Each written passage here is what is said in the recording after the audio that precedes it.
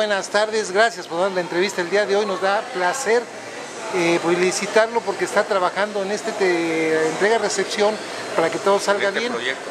Y es un gran proyecto. Quisiera que por favor nos platicara para no robarnos la entrevista. Nuevo ¿Su nombre? Proyecto de gobierno. Sí, soy el licenciado Luis Andrés Lara García.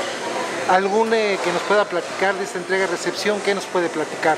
Bueno, pues la instrucción del presidente municipal es muy clara, de hacer una entrega-recepción tersa, con mucho respeto a los empleados, con mucho respeto a la administración saliente, y pues la atención que también tuvo Luis Uñuela Frey para con nuestro presidente electo Evodio Velázquez, pues ha sido bastante saludable y hemos ido avanzando con pasos firmes. Perfecto.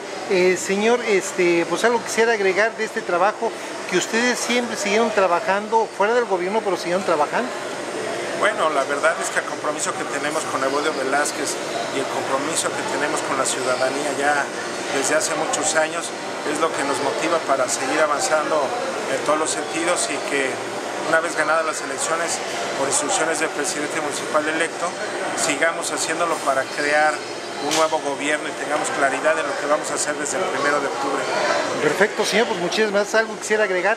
No, invitar a la ciudadanía a corresponder con la intención de parte del presidente municipal, que será unir esfuerzos y sobre todo que el gobierno se va a trabajar sobre la sociedad civil organizada y sobre gente que esté con la intención de hacer aportaciones pertinentes. Pues, señor, pues muchísimas gracias por esta entrevista y estamos muy agradecidos.